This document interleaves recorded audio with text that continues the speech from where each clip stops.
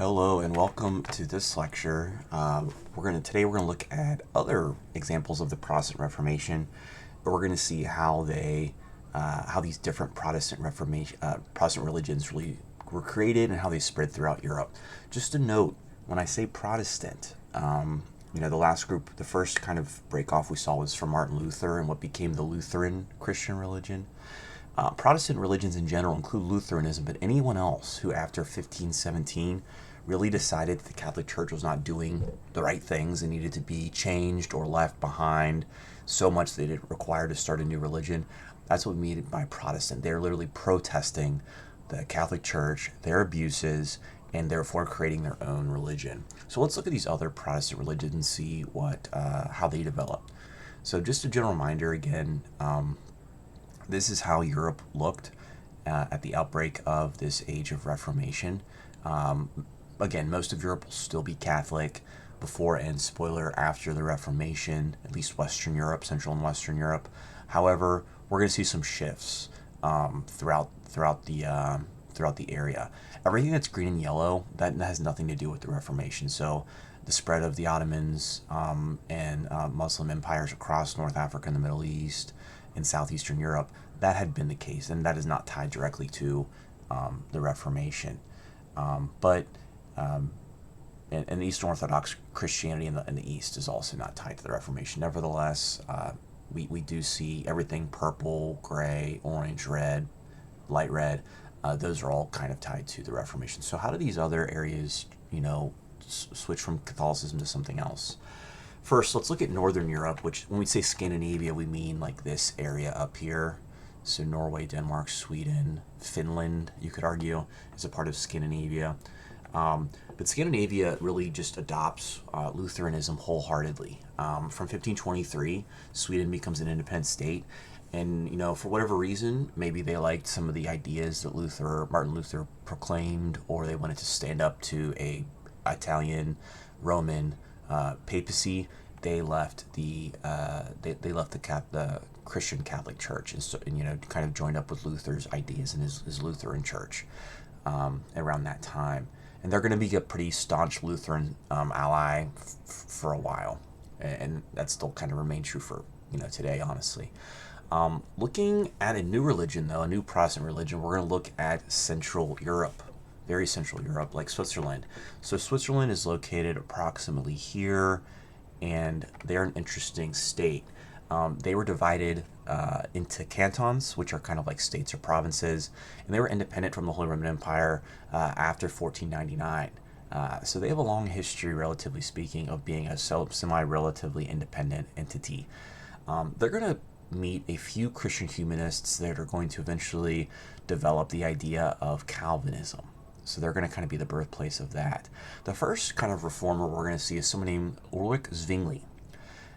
He's an educated humanist, Christian humanist, and him and Luther got along pretty well in the early days. They agreed on the primacy of the Bible, sola scriptura, faith alone is enough to get to heaven, and how you don't need to be a priest, a bishop, a pope, a cardinal to interpret religious meanings. You can kind of interpret these own ideas on your own with help from the Bible and being able to read the Bible.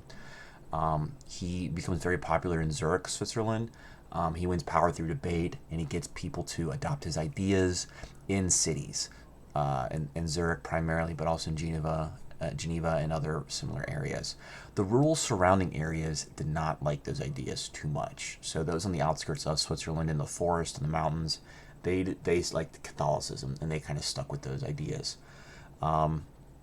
He does go and debate Luther. They do disagree on transubstantiation, which again is this idea that Jesus, in Jesus's body and blood become the bread and the wine during Catholic Mass, and Luther disagrees with that idea from the Catholic Church. But even these Calvinists, or these proto-Calvinists like Ulrich Zwingli, they disagree with that as well. They say it's just symbolic. There's nothing there. Luther at least kind of felt like Jesus' spirit was there, participating in the ceremony, but maybe not transforming into the bread and the wine or whatever.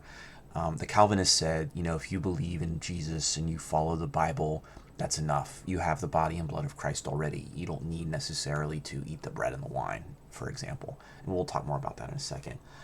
So they get into a heated debate about this. It was big business, big debate for them. And we actually see them kind of stop talking to each other. They could have really joined up and made this massive religion together, because Luther is on the way to making Lutheranism. Ulrich Zwingli hasn't really made any idea yet. He just knows he just wants to leave the Catholic Church, just like Luther did. So they stopped being friends and allies. This leads, in the few years, we see the rural Swiss cantons, the rural Swiss states. They band up, gang together, and they actually start a civil war. We see a civil war with the urban Zwingli supporters fighting the Catholic outer cantons. And we see Zwingli captured, killed, and mutilated by these rural Swiss. And when Luther heard about this, he was very pleased with that news. Around the same time, in France and Switzerland, we see someone named John Calvin come around, and he kind of refines some of Ulrich's ideas and kind of formulates them into official religion that is actually relatively successful. John Calvin has a spiritual awakening. He flees to Switzerland from France. France is going to be very Catholic in this class, and at this point in time in the 1500s, France is very Catholic. But he flees to Switzerland when he hears about Ulrich Zwingli and some of these reformers who aren't Lutheran but still want to maybe leave the Catholic Church behind. So we see John Calvin establish a consistory, which is a theocracy, in the town of Geneva, Switzerland. This consistory oversees moral life, no dancing, no gambling, control of everything, with banishment, whippings, executions, or on a lighter side, just giving penance and begging for forgiveness if you're caught doing some of these religious crimes in Geneva. The big ideas of the Calvinists are mostly, like I said, there's a disagreement on transubstantiation. Calvinists believe it's purely symbolic for the most part, that you, as a believer in Calvinism, you already have the body and blood of Christ with you. But their big thing, the Calvinist big thing, was on predestination. Basically, the idea that when you're born, God has decided your spiritual salvation. God has decided your spiritual destiny. Good people will live a good life and go to heaven. Bad people will live a bad life and go to hell. And there's not a lot you can do to change that. Therefore, if you want to live up to the life of someone who's going to be good and go to heaven, you're going to be good in life, and that's who you are. So there's no guesses about your salvation. You'll be able to examine your own life, your own behaviors, your own actions, and you'll go to heaven. This leads people who follow these Calvinist ideas to be really hard workers and try to be good and try to do the right thing. Again, kind of keeping what the Catholic Church posted in order, or believed in order. The Catholic Church said, be a good peasant or a good serf, you'll go to heaven. These Calvinists, which become different things, which I'll explain in a second, they also kind of preach that thing, that same idea. This is a really notable form of Protestant Christianity. It is the quote-unquote international form of Protestantism. You do see Lutheranism, strike up into Northern Europe, but a lot of the other Protestant religions don't really do a good job of spreading too much. Calvinism, on the other hand, goes international. It goes to France, goes to Scotland, it goes to England, and even to America. And again, Lutherans and other Mennonites and other Protestants did go to America as well, but these Calvinists become really strong. If you've heard of the Puritans, some of the Pilgrims were Puritan, right? Presbyterians, they're Calvinist. Huguenots in France, they're Calvinist.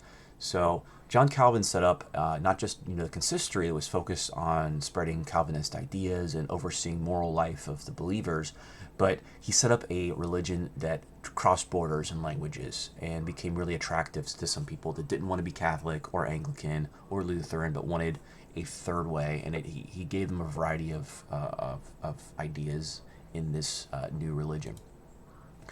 So again, just a brief review of the different views on transubstantiation. you can kind of look and see the differences here. I've explained before the Catholic Mass idea around transubstantiation, that during Catholic Mass or Eucharist or the Lord's Supper, whatever you want to call it, and there's the different terms for it down here, the priest's ritual and ceremony transforms the bread and the wine to the body and blood of Christ.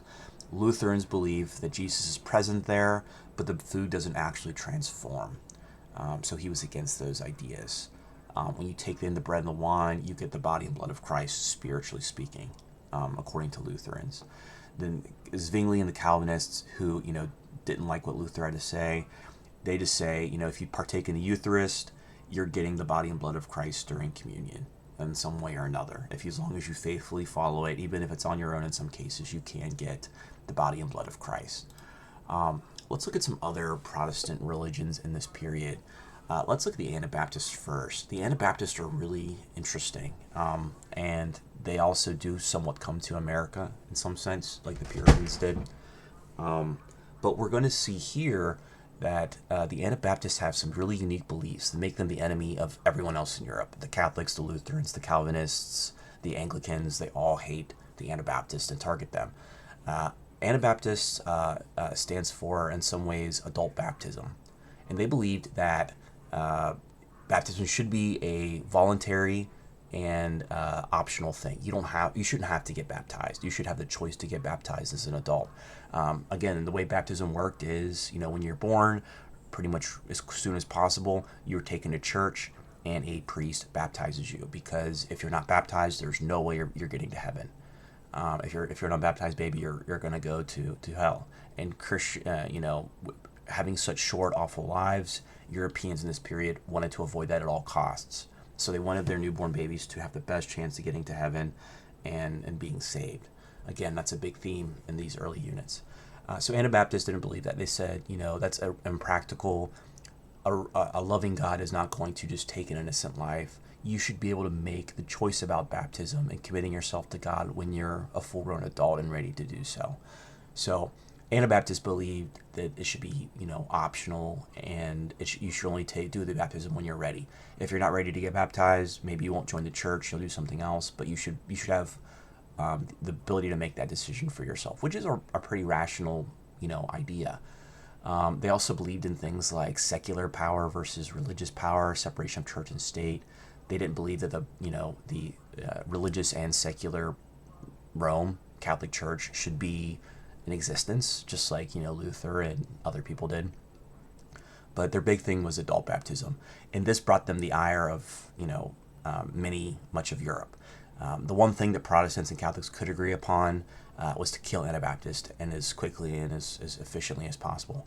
One case study, one example, was Northwest Germany in the 1530s. After the peasant revolts in the Holy Roman Empire, inspired by Luther's writings, but not supported by Luther, we're going to see widespread millenarianism. That's the idea that it's the end of days, the end of the world is near, Jesus is about to return, and you see this pop up all the time, right? This popped up during COVID. This popped up in different pockets at just many different times in history. Y2K. But this was popping up in the 1500s in Germany quite regularly, and we do see Anabaptists kind of conquer a city, and we see some really interesting happens. These Anabaptists in Munster, Germany, they take control of the city. They say the Bible called for an equality of man, and that also means an equal distribution of wealth. So they do, a proto-type of socialist-inspired thing where they try to equally distribute wealth and, give from the rich, take from the rich and give to the poor, and vice versa.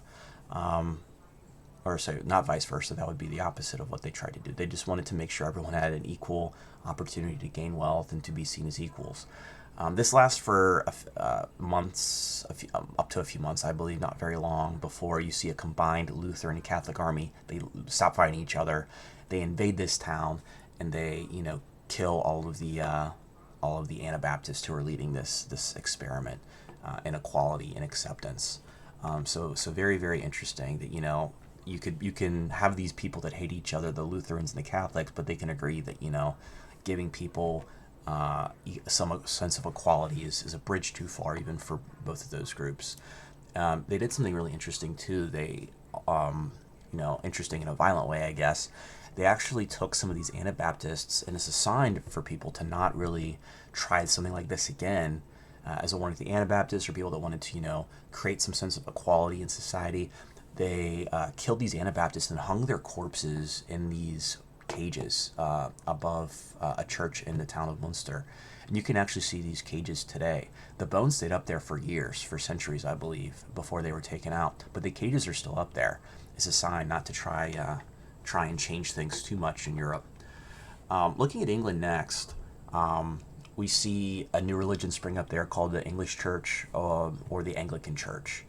So if you see Anglican Church, it's just the Church of England. You probably know a lot of this story, but I'll just go over it just in case you don't. Henry VIII, pictured here in a portrait by Hans Holbein. He is a son of the winner of the War of the Roses, that English Civil War, Henry VII, and he is therefore Henry VIII. He is married off to the child of the new monarchs of Spain, Ferdinand and Isabella.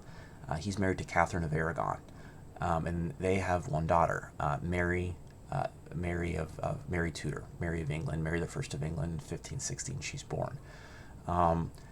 Henry, though, in this age of treachery, of treacherous nobles, and securing your legitimacy, securing your house, and keeping yourself in power away from those tricky nobles, he wanted a son, and he did not want a daughter. Women back then were seen as very weak and unable to, secure your bloodline, secure your place on the throne. So he kept trying, and he did not get his son. He becomes enamored with a woman, Anne Boleyn, and he gets the message in his head from one reason or another that she can maybe provide him a son. There's lots of movies and TV shows about this, and did she trick him? Was he just being very promiscuous? Probably he's just being very promiscuous, but there's lots of theories and ideas about who is in his head telling him to marry Anne Boleyn. But the thing was, in the Catholic Church, there's no divorce, so you can't do that. You're stuck with your wife. There's no going back. That wasn't good enough for him. He tried to use the excuse that his brother, who was older than him, who passed away, who actually should have been king, but he died, so he didn't become king. His brother was married to Catherine of Aragon, so that meant his marriage to Catherine was illegitimate, and therefore he should get an annulment. That was his line of reasoning. Not very sound, but that's what it was. He went to the Pope, who was related to Charles V, of the super Catholic Charles V of Spain and the Holy Roman Empire. The Pope is controlled by Charles V as a puppet at this point, if you remember that from a previous lecture. And the Pope denies the annulment, saying, "Nope, I'm not going to grant you your annulment," which is like a version of divorce that is like less intense. It's it's more along the lines of this marriage was set up under a false pretense, and therefore it should be voided. Not necessarily like I want to divorce you after our marriage has started. It's saying this marriage never actually should have happened because of some extenuating circumstance, which again is, he believed that his brother was married to Catherine first, and that meant his marriage shouldn't count. So the Pope denies the annulment. This causes him to pass a series of legislative acts through Parliament, which again is a group of nobles that do have some light power on the king, to cut ties with the Catholic Church. In 1531, he is now head of an English church, an English Catholic Church. This gives him the power to grant a new archbishop, who will be under him. And this new archbishop, who is now in his Catholic Church, allows the annulment to go through. So he annuls his marriage to Catherine of Aragon, who's very Catholic, Spanish, and he marries Anne Boleyn. And his first child with Anne Boleyn is, surprise, another daughter, Elizabeth, who will become Elizabeth I. He now passes another act in 1534, making himself the head of a new church, the Church of England. And this is when we see all of England really leave the Roman Catholic Church, and we see the Anglican Church established. That is, again, officially English and has no ties to the Catholic Church. To question this is treasonous, because of the Treason Act that is passed shortly after this. This leads to the execution of people like Thomas More, Thomas More was that Christian humanist who wrote about reforming the Catholic Church, not leaving it. And Thomas More was not willing to go along with this plan that Henry had established. So he gets executed. Other people are executed. And we see a wide range of people that were not willing to leave the Catholic Church killed. We see monasteries and nunneries confiscated. Lots of Catholic Church land is taken by Henry, and this gives him tons of land, which gives him more power and control over his kingdom. But it also gives him money. These monasteries and churches have tons of funds that he can use to support his government, building up his army, and doing those other new monarch things that we see happen in this period. He goes through 4 more wives. He executes Anne Boleyn after she fails to produce a male heir. He then has a 3rd wife who does produce a male heir that lives for a few years after Henry dies. He then has 3 more wives. He goes through all of them, not really getting a strong male heir that can really stand the test of time. So after he dies, he passes away. We see his son reign for a few years, but then he dies at a young age and is not able to really rule that long. This leads to, surprisingly, the daughter of Mary, his first wife, to become the next ruler, and she is Queen of England, Mary Tudor.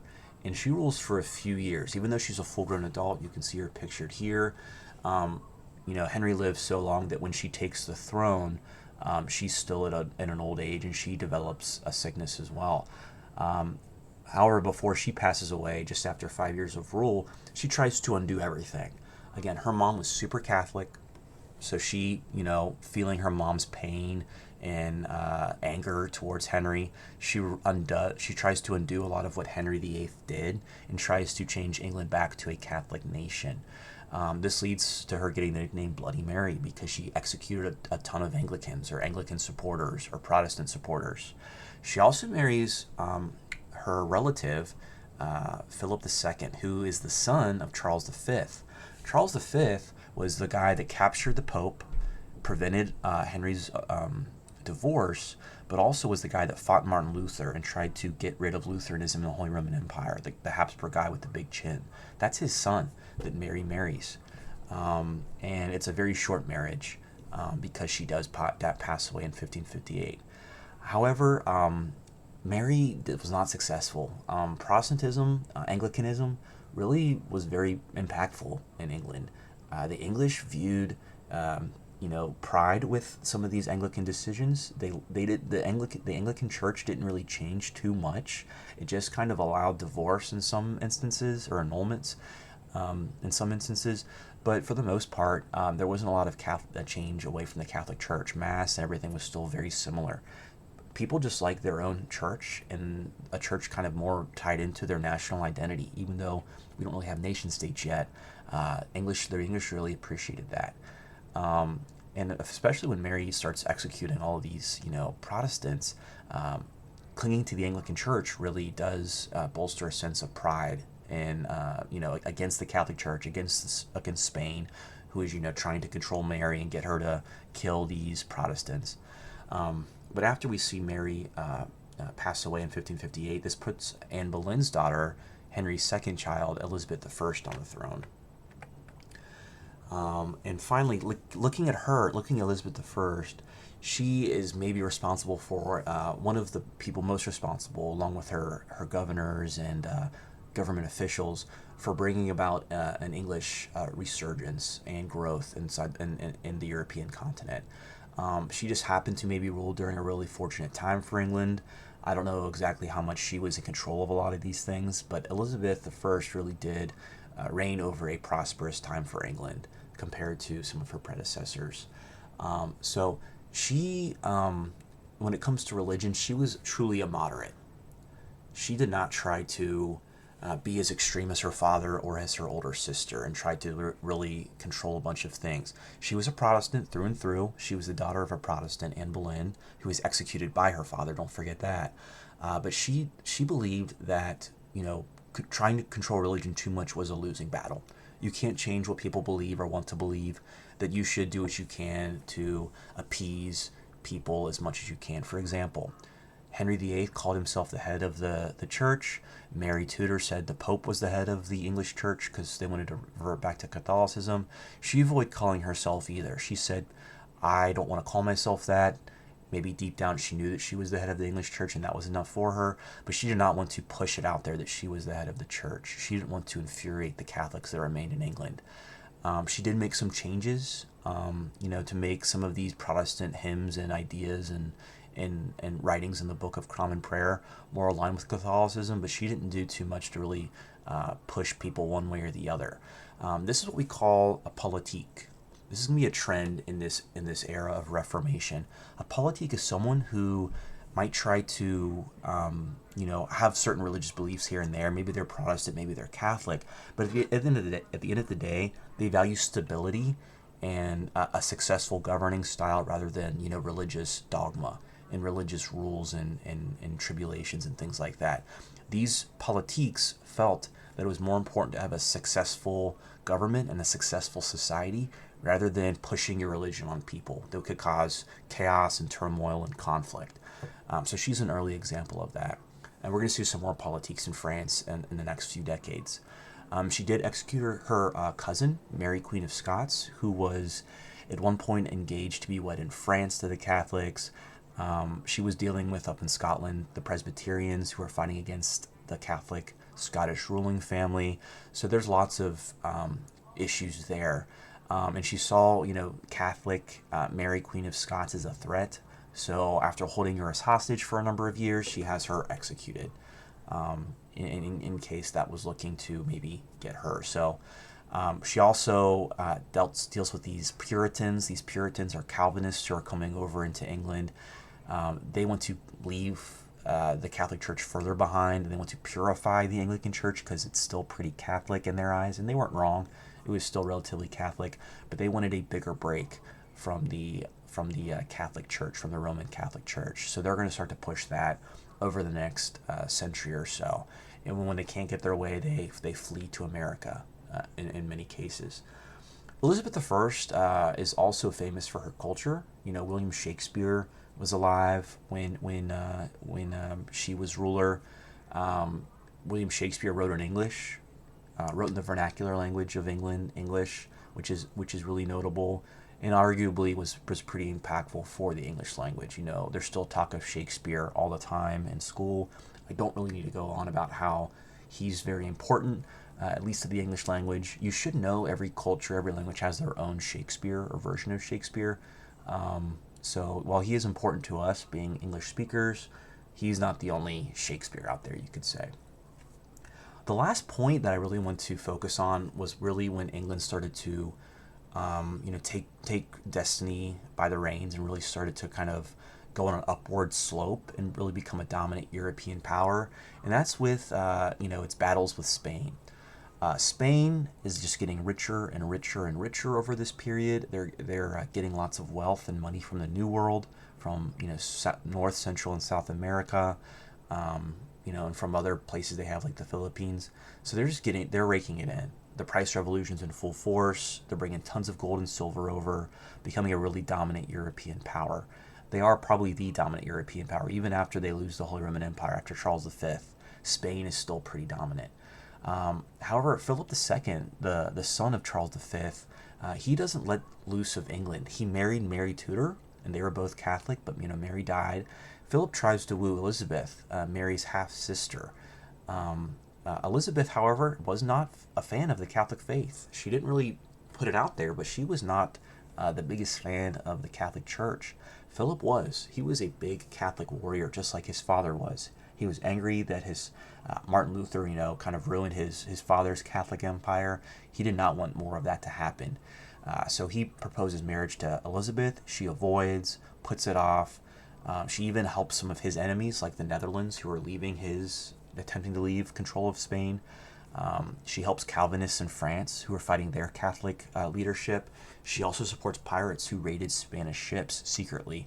So she's a thorn in the side of Catholic Spain and Catholics throughout Europe. Finally, after years and years of refusing his request in marriage and years of her aiding these Protestants throughout Europe, Philip II decides he's going to invade England, conquer it, and turn it from a Protestant stronghold into a Spanish state, or Spanish colony. And we see him launch a giant armada at sea to invade England. Now, again, Spain is the dominant power. England is not a naval power. They are a very small kingdom, often forgotten by a lot of Europe at this point in time for the most part. But this invasion ends up being a disaster. We see weather, force a lot of ships to sink or away from the battle. Some people say it was, God was on the side of England or whatever. But we just see this invasion fail spectacularly.